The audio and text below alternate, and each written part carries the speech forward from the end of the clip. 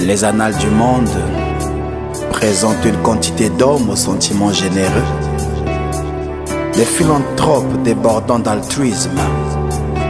Si Jésus n'était rien d'autre qu'une de ces honorables personnes, il n'y aurait pas autant de polémiques autour de lui.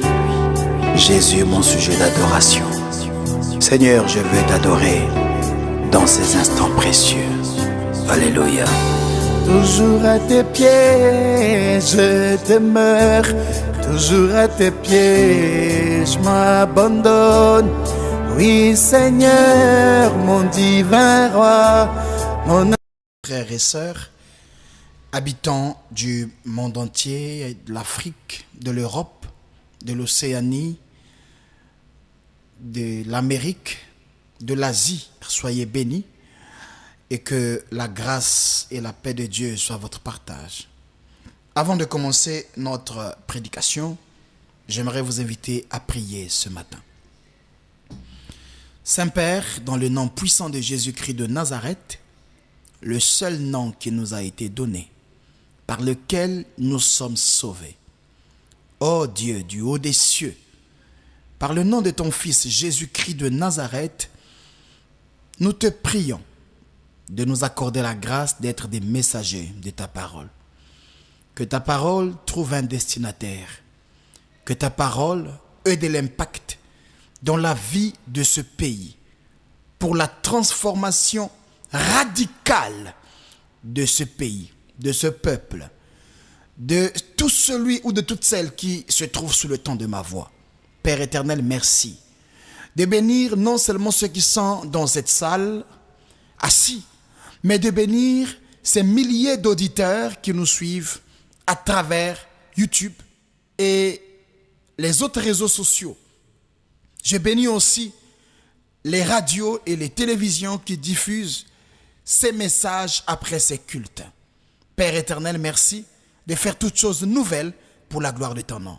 Que toute la gloire te revienne dans le nom de Jésus-Christ de Nazareth. Ainsi nous avons prié. Nous disons ensemble Amen. Gloire à Dieu. Aujourd'hui, je viens encore une fois de plus parce que l'Esprit de Dieu ne cesse de me parler, ne cesse de me rappeler en fait la responsabilité d'être un prophète, la responsabilité d'être chrétien dans un environnement.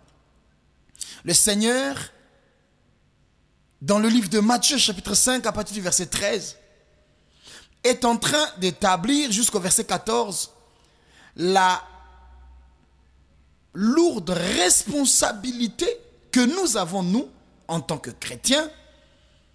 Il dit, vous êtes le sel de la terre. Vous êtes le sel. Vous savez, une petite portion du sel a la capacité de donner du goût à la nourriture contenue dans une grosse marmite. Une pincée de sel donne du goût à une nourriture, à un mets, en dehors du fait que vous soyez dans un régime. Mais tout le monde ne peut pas manger un repas qui n'a pas de sel. Le sel ajoute la saveur au mets.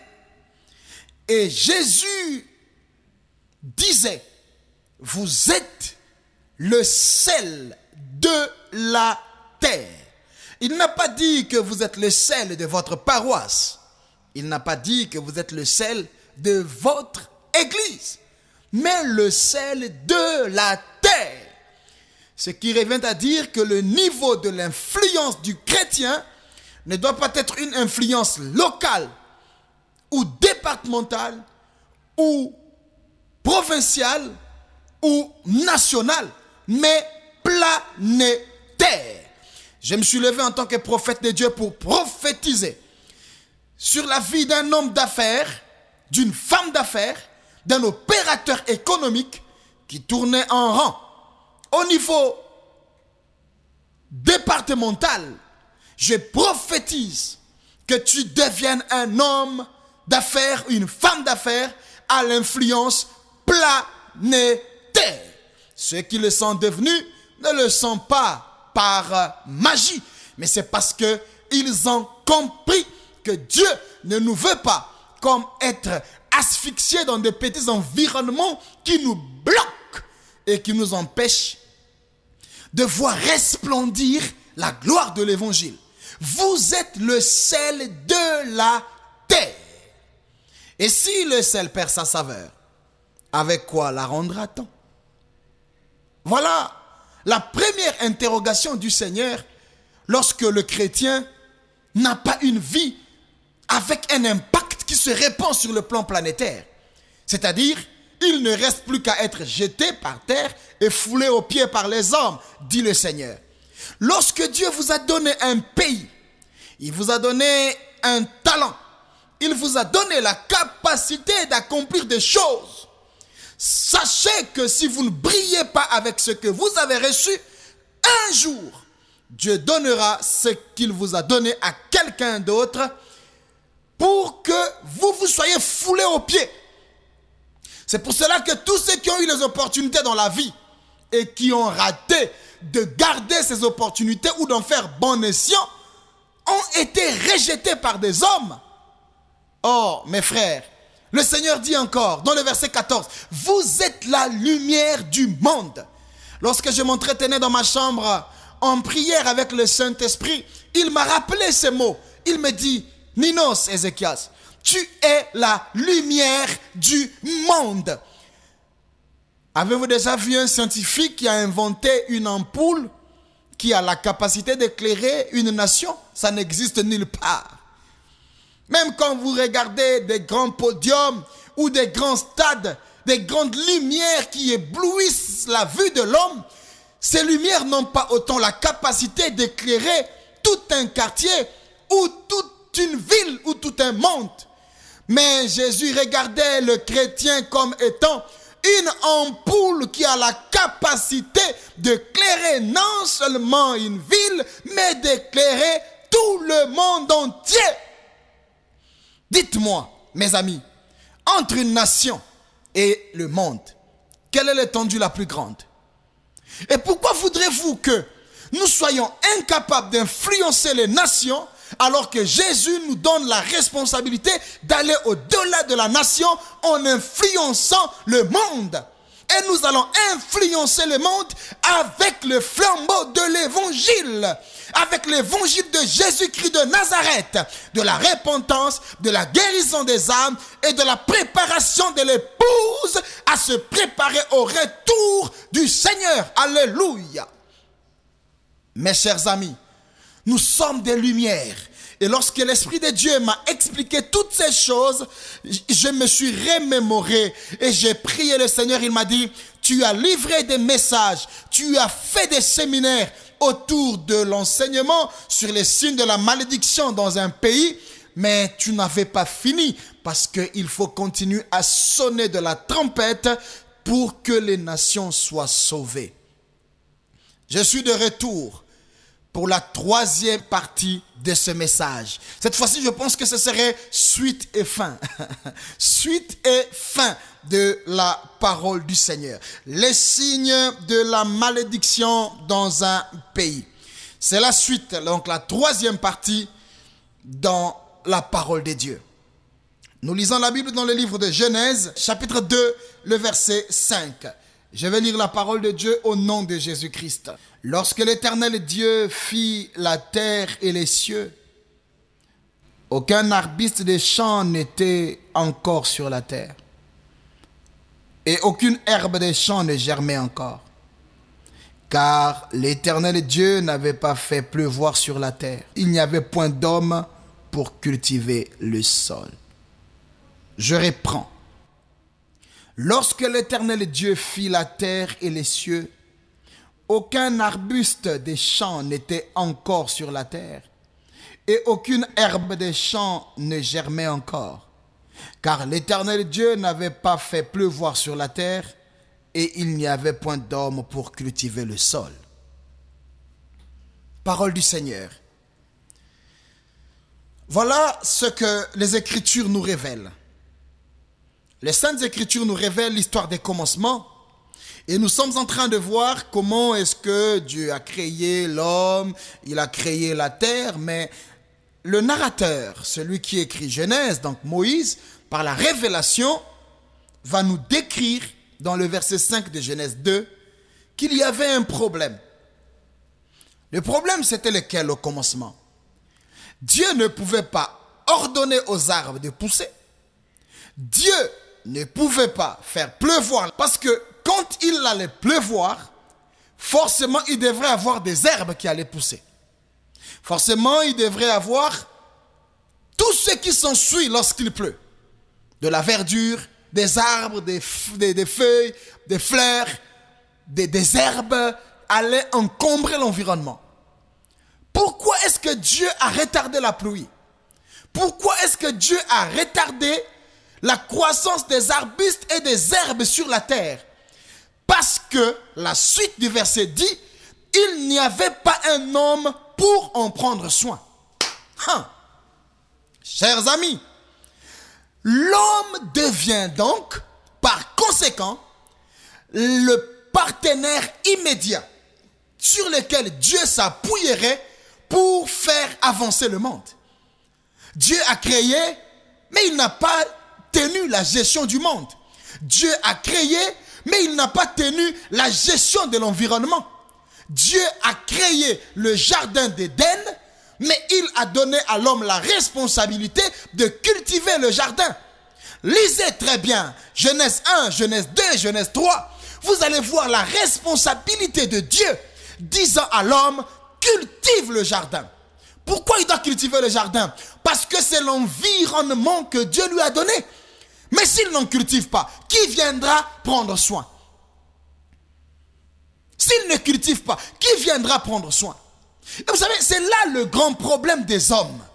Le grand problème de l'homme, c'est là.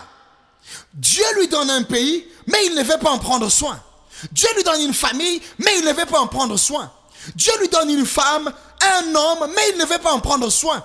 Dieu lui donne des enfants, il ne veut pas en prendre soin.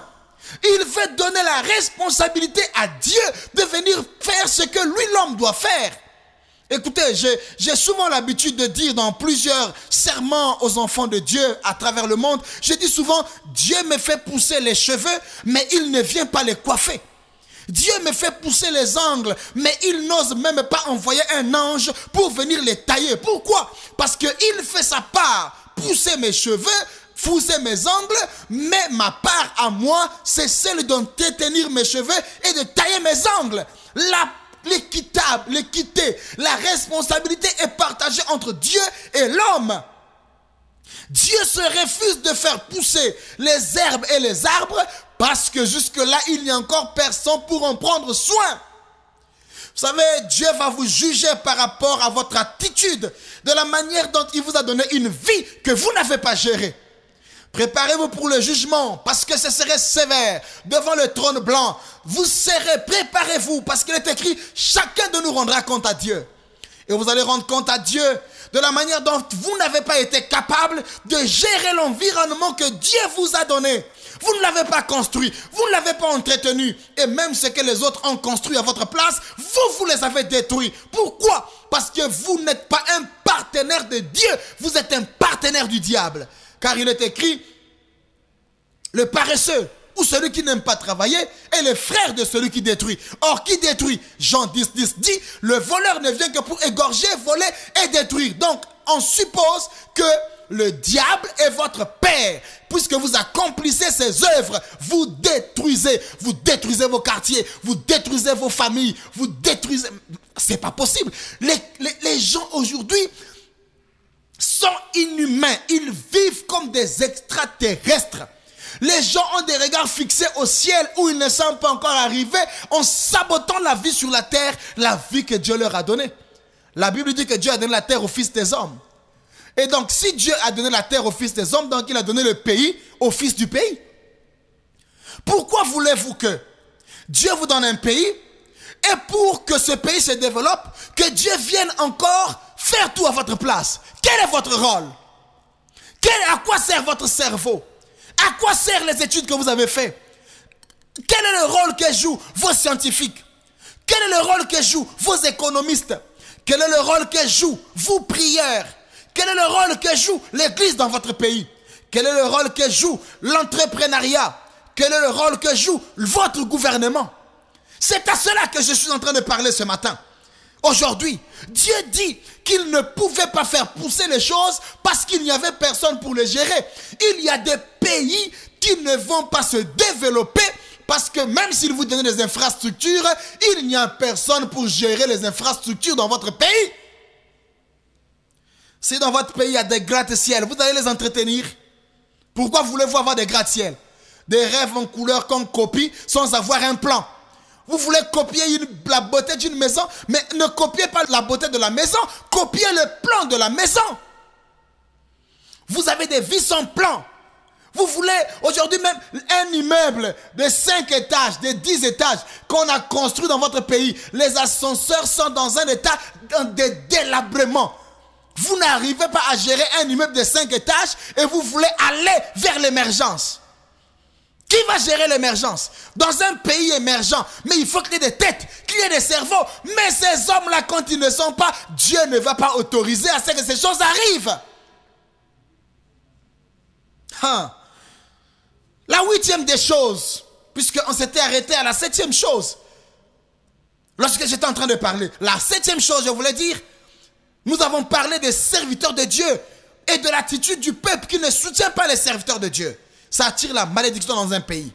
Mais dans la 8e chose, ce qui amène aussi la malédiction dans un pays, c'est quand les dirigeants n'ont pas le cœur à l'amélioration des conditions sociales et sanitaires du peuple. Dieu a établi des hommes pour des raisons d'ordre, pour des raisons de gestion. Dieu n'établit pas des gens pour qu'ils deviennent des gourous, qui rendent aux autres la vie invivable. Dieu n'établit pas un président pour devenir le Goldberg de la population. Dieu n'établit pas un homme à la tête des autres pour devenir un meurtrier. Dieu établit des chefs d'équipe, des chefs de peuple pour des raisons de gestion. Je répète, Dieu établit des hommes. Messieurs, madame, mademoiselle, en votre titre et qualité, écoutez ce que Dieu vous dit. C'est un rappel. Dieu vous a établi pas pour des honneurs. Dieu vous a établi pour la gestion. Et dans le cadre de la gestion, c'est là où nous voyons l'administration.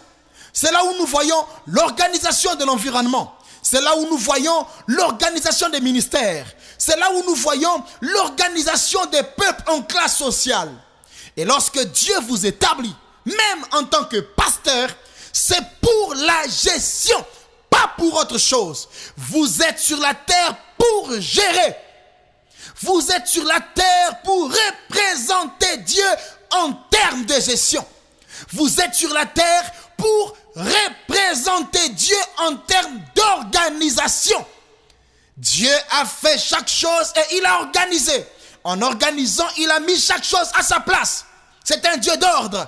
Pourquoi voulons-nous renverser l'ordre établi par Dieu pour nos intérêts à nous? Lorsque les dirigeants, ça veut dire, je dis bien les dirigeants, ceux qui sont établis pour diriger, ça veut dire pour montrer les chemins, pour être des modèles, pour montrer ce qu'il faut faire, pour initier les choses, afin que les autres suivent. Les dirigeants, ceux qui sont à la tête, quand ces dirigeants n'ont pas à leur cœur le souci de l'amélioration des conditions sociales et sanitaires du peuple, eh bien, ce pays va sombrer. Le pays va être frappé par la malédiction simplement parce que, au lieu de gérer, ils font autre chose. Au lieu d'organiser, ils font autre chose. Et à cause de cela, le peuple est maudit. Dieu a donné à chaque peuple un environnement et lui a confié la responsabilité d'en prendre soin.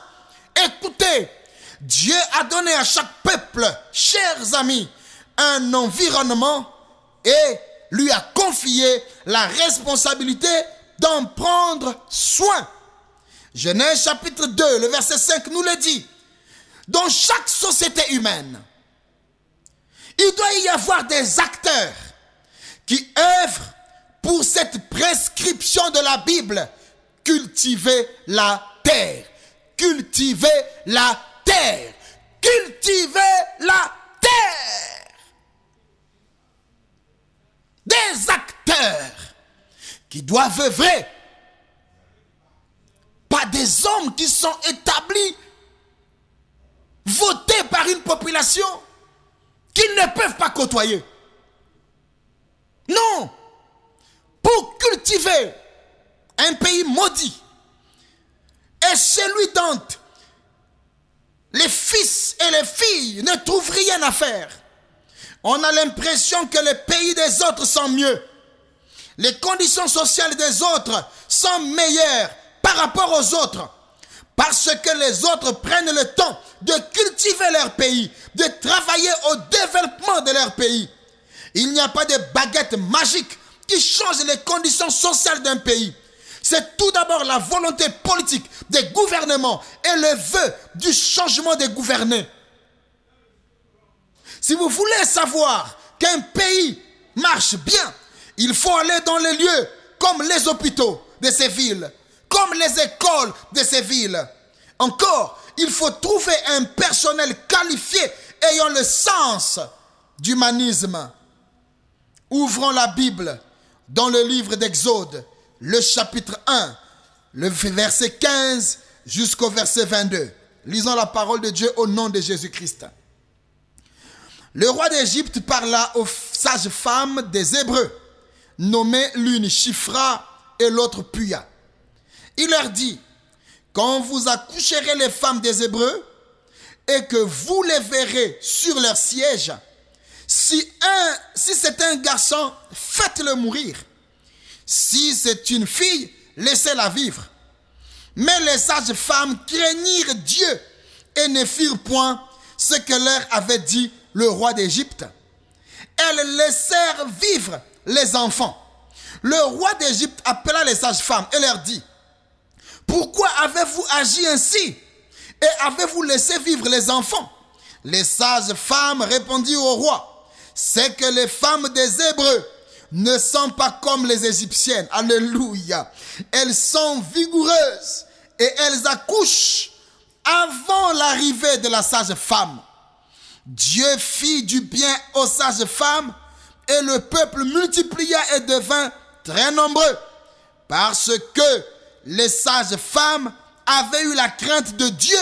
Dieu fit prospérer aussi leur maison. Alors Pharaon donna cet ordre à tout son peuple, vous jeterez dans le fleuve tout garçon qui naîtra et vous laisserez vivre toutes les filles. Voilà encore un autre problème que je vais toucher. Les hôpitaux. Les hôpitaux. L'hôpital au pluriel. Les hôpitaux. Eh bien, les hôpitaux sont les endroits ou des centres de décision de vie ou de mort des citoyens d'un pays. Mais ce lieu aujourd'hui est devenu des lieux de troc, des lieux d'échange de cadavres en argent. Les morgues foisonnent et trafiquent avec les hôpitaux. Le pays est maudit à cause du manque de la volonté des professionnels de la santé à sauver les malades. Tous ces hommes, femmes et enfants qui traversent le grand fleuve ne traversent pas tous par le temps marqué par Dieu. Certes, David dit, il est passé par les chemins de tous les hommes, mais le commerce des âmes a arraché des gens à la fleur de l'âge à cause des hôpitaux qui sont devenus des lieux d'embuscade. Les médecins, les infirmiers tendent des pièges aux populations. Pendant que j'étais hospitalisé une fois dans un hôpital de mon pays, le médecin traitant est venu dire au mien, je ne veux pas que le pasteur soit gardé ici longtemps. Ce n'est pas un bon endroit pour lui. il faut qu'il sorte. Je me suis posé la question de savoir quel est le bon endroit d'un malade si ce n'est pas l'hôpital pour suivre un traitement. J'ai été victime d'un accident vasculaire cérébral, une période de ma vie, en 2018, frappé d'une crise d'AVC. Je suis tombé et paralysé. Certainement que cela était un plan du diable, sachant que j'allais dénoncer le mal à haute voix et que je le fais depuis ma tendre jeunesse, depuis que je prêche l'évangile. Pendant que je suis hospitalisé, ne pouvant bouger le pied ni la main, ne pouvant même pas parler, le médecin traitant est venu voir mon épouse, a vu ma mère, mes parents, et leur a dit ouvertement, le pasteur ne doit pas continuer à rester ici à l'hôpital. Ce n'est pas un bon endroit pour lui. Quel pays?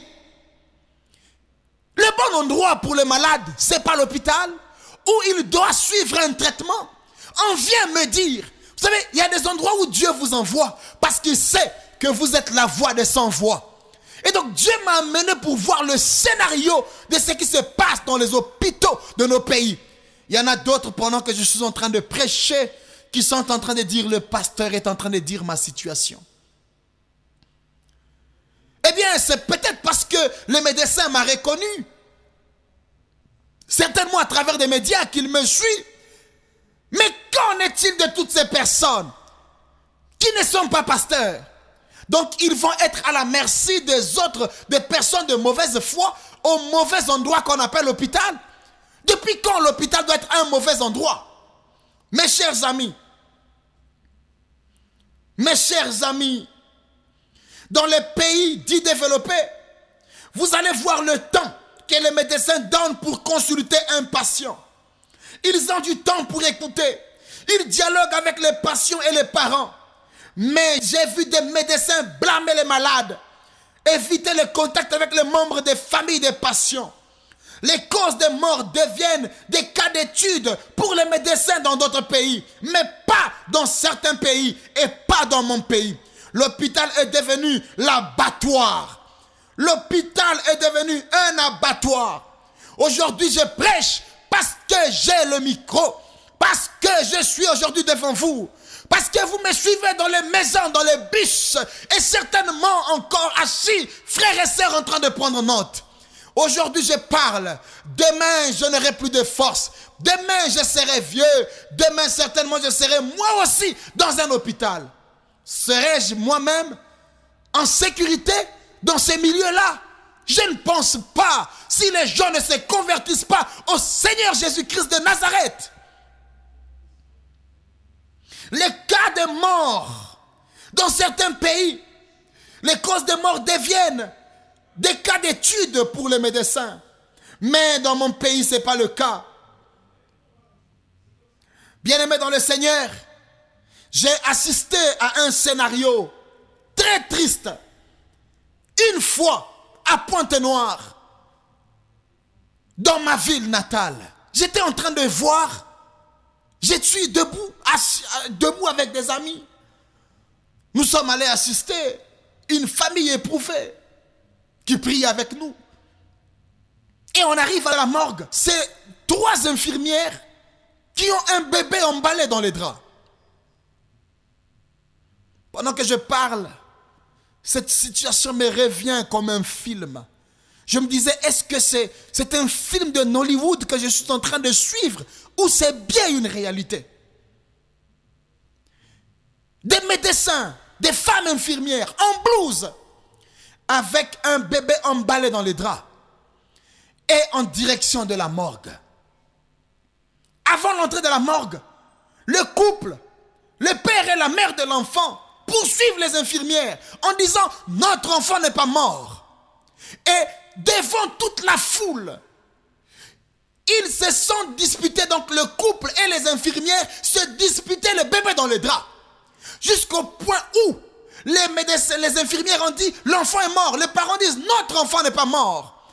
Et aux yeux de tout le monde, j'étais témoin oculaire. Sous mes yeux, le bébé a pleuré. Quelle honte! Ça veut dire que c'était un trafic entre l'hôpital et la morgue. Et à cause de ces choses, la malédiction arrive sur le pays. Vous allez dire, notre pays ne marche pas, notre pays, les choses deviennent dures, notre pays. Mais est-ce que vous connaissez quels sont les démons ou les portes d'entrée qui attirent ces malheurs sur le pays? Et les parents ont repris l'enfant, un ex-mort, si je peux le dire. L'enfant qu'on a prétendu mort. Quelle précipitation lorsque quelqu'un a fait une crise que de l'amener dans une morgue. Parce qu'on n'a plus le cœur pour sauver les vies. Et l'histoire que nous avons lue dans le livre d'Exode, le roi coopère avec l'hôpital. Le roi coopère avec l'hôpital et dit aux sages-femmes, si vous voyez un petit garçon qui naît, tuez-le. Voyez-vous? Donc il peut y avoir les gens qui sont dans les hôpitaux, médecins, infirmiers, vous écoutez la parole de Dieu, vous êtes assis dans votre bureau. Quelles sont les influences que vous recevez des gens de votre pays, des autorités, des amis, des hommes d'affaires que vous recevez qui sont dans le trafic des âmes? Le roi dit aux sages-femmes, tuez-moi le bébé. Et c'est comme ça que les sages-femmes, la Bible dit, elles ont eu la crainte de Dieu. La crainte de Dieu leur a fait dire non. Une femme qui a porté son enfant pendant 9 mois, laissez l'enfant naître, laissez l'enfant vivre. Pourquoi on va les tuer? Elles ont refusé de tuer les enfants parce qu'elles craignaient Dieu. Si vous êtes médecin et qu'il n'y a pas la crainte de Dieu dans votre cœur, Dieu vous jugera. La malédiction frappera votre maison pour le fait que vous obéissez à ces traités maléfiques qui viennent des démons inspirés par l'enfer. C'est triste. Les sages-femmes ont refusé. Et quand le roi a constaté qu'il n'y avait pas de mort, pourquoi il n'y avait pas de mort? Parce que les professionnels de la santé avaient le souci de la vie des hommes, avaient le souci de la vie des femmes et avaient le souci de la vie des bébés. Les professionnels de la santé se souciaient de la naissance des enfants. Pendant que les autres voulaient la mort, elles voulaient la mort de ces enfants. Mais les professionnels de la santé ont contribué, ont fait la volonté de Dieu. Faites-vous la volonté de Dieu dans votre métier. Faites-vous la volonté de Dieu à l'hôpital, là où Dieu vous envoie travailler. Ou vous contribuez au plan de destruction du diable en détruisant des vies avec des injections. Des injections qui sont des formules compliquées pour tuer la population. Puya et Shifra n'ont pas tué les bébés. Puya et Shifra n'ont pas tué les bébés. Non, non, elles ont refusé parce qu'elles avaient la crainte de Dieu. Elles avaient la crainte de Dieu. Et vous savez ce que la Bible dit? À cause de cela, la prospérité était dans leur maison et les seigneurs avaient béni leur maison et leur famille. Mon cher ami, ce que tu fais en secret, les traités que tu prends en secret à cause de l'argent, tu ne laisseras pas un héritage à tes enfants parce que tu verses le sang humain pour gagner la vie. Vous dites que nous ne sommes pas concernés, mais Dieu vous voit. À cause de ces nombreuses vies que vous avez précipitées, cherchez une église proche de votre domicile. Cherchez un serviteur de Dieu. Contactez des numéros, des téléphones que la radio vous donne, que la télévision vous donne. Il y a une église qui est proche de votre maison. Approchez-vous, dites, voilà, je suis médecin. Voilà autant de crimes que j'ai occasionnés. Répondez-vous parce que Dieu vous regarde. Les infirmières aussi acceptent, reçoivent des consignes des hommes méchants. L'hôpital, les accouchements et les conditions de traitement ne sont plus qu'aujourd'hui une précarité. Un écrivain dans mon pays, Chardin Kala, s'était exclamé un jour en disant « C'est foutoir et pourtant mon pays » dans un roman. Dans le pays des autres, la vie humaine est sacrée et le médecin a le devoir de respecter le serment d'Hippocrate. Ailleurs, ce serment est foulé aux pieds, jeté sous le lit. J'ai des larmes, mes amis, quand je prêche l'évangile. Je ne suis pas un redresseur de torts. Je ne suis pas un faiseur de leçons. Mais je suis une sentinelle. Selon Ésaïe 62, verset 1 à 6. Je suis une sentinelle.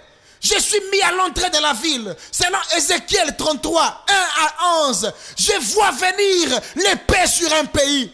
C'est pour ça que je sonne la trompette. Écoutez la parole de Dieu. Écoutez Dieu. Vous cherchez certainement des messages qui réjouissent votre cœur, qui vous mettent confortablement assis dans votre fauteuil en disant Dieu m'a parlé. Oui, Dieu vous a parlé. Déchirez votre cœur, déchirez vos habits et répondez-vous.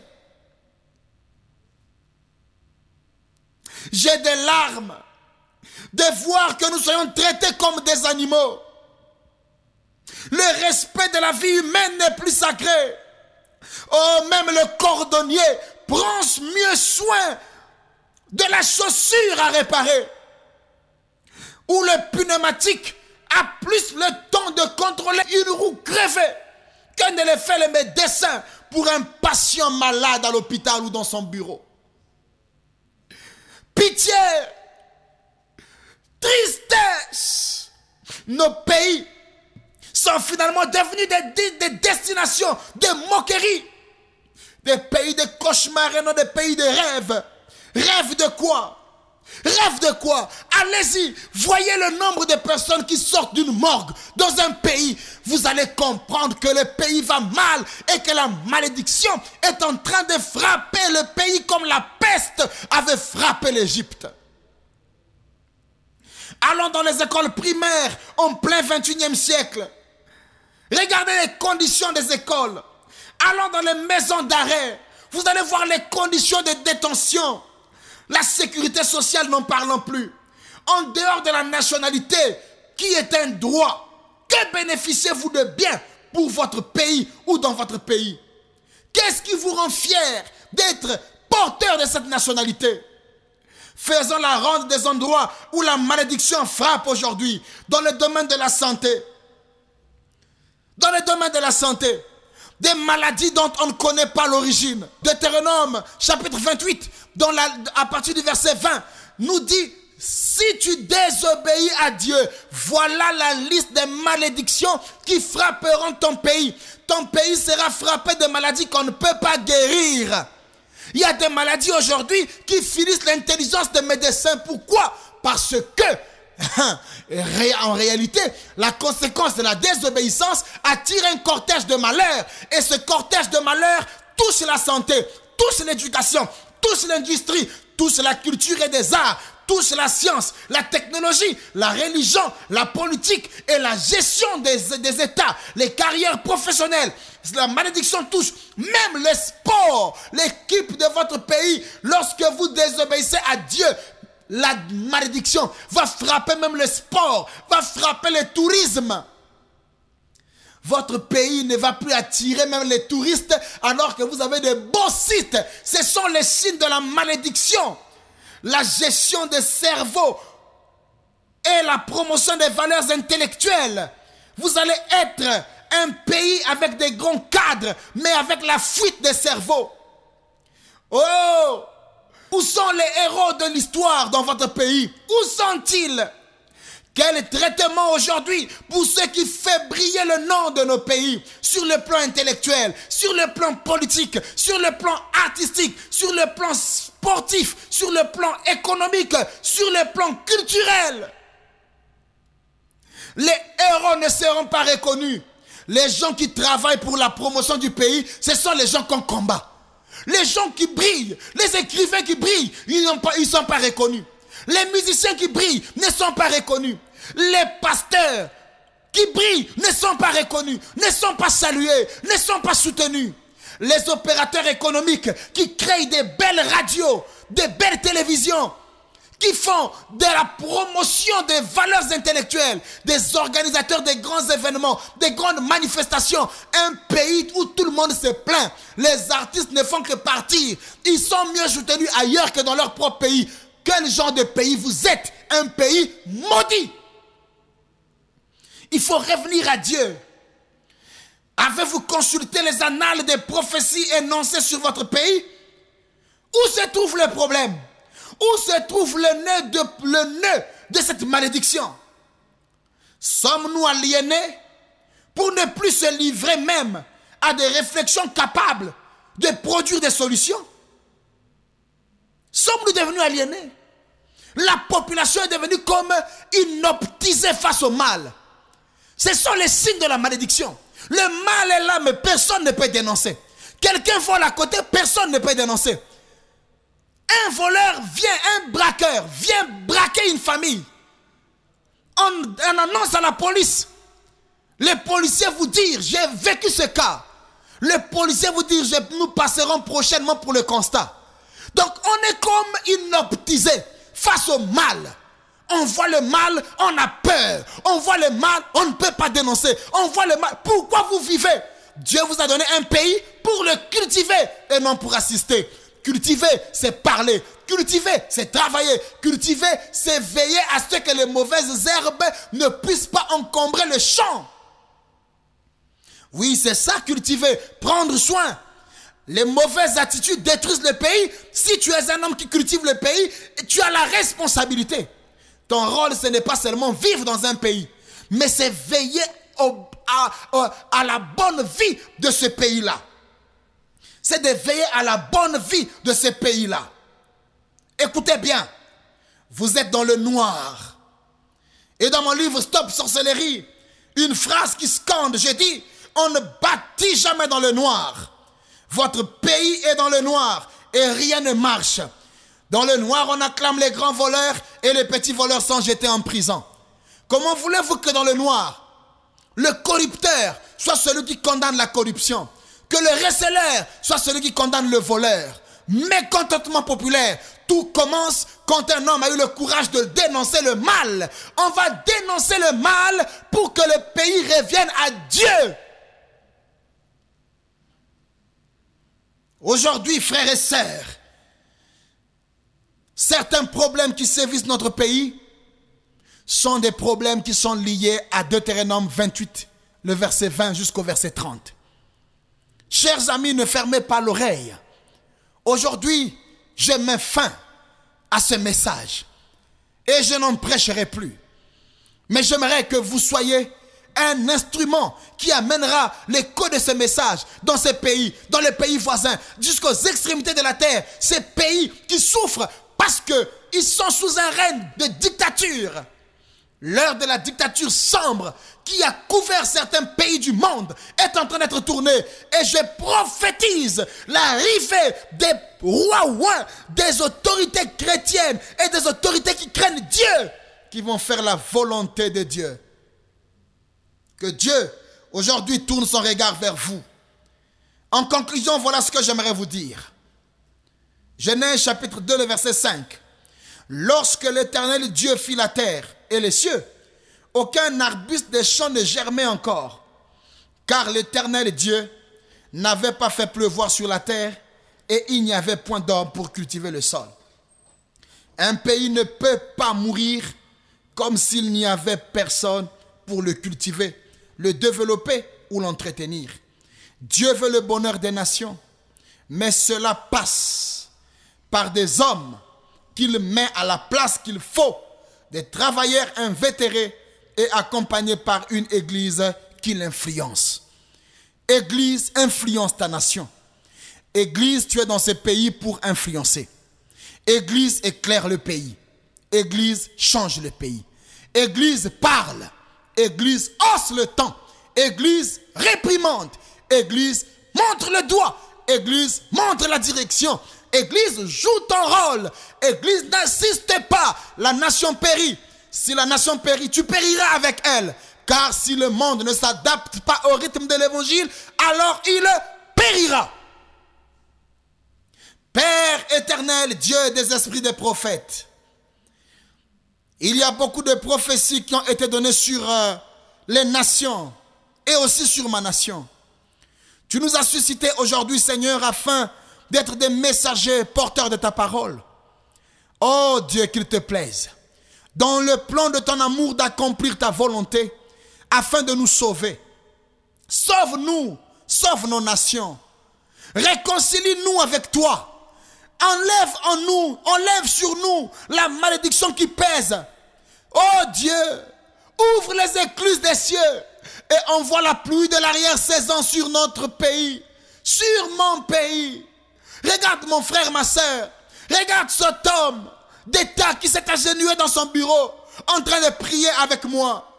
Regarde cet homme, cette femme qui a suivi en dehors de cette salle, qui a suivi le message en dehors de cette conférence, à la radio, à la télé, certainement sur Internet. Oh Dieu, nous sommes à genoux en train de prier, de plaider le Dieu qui guérit les nations, guérit la nôtre, guérit la nation voisine. Pardonne-nous, ramène-nous à toi.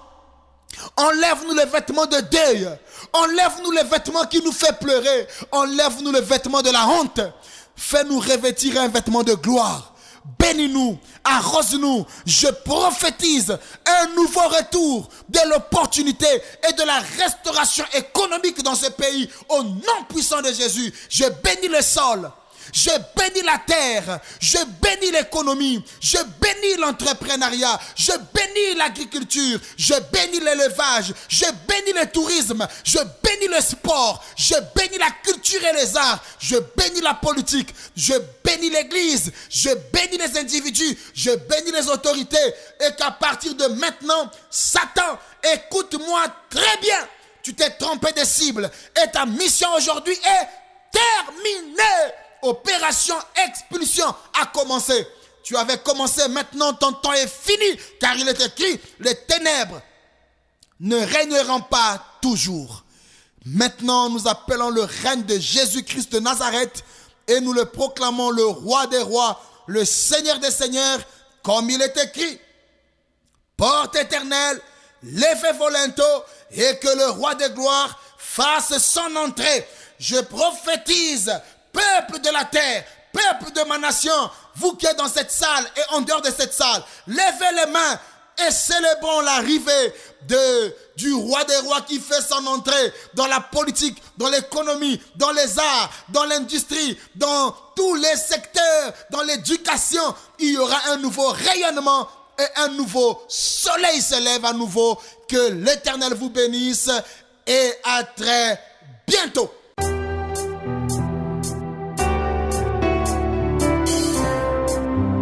Les annales du monde présentent une quantité d'hommes aux sentiments généreux, des philanthropes débordant d'altruisme.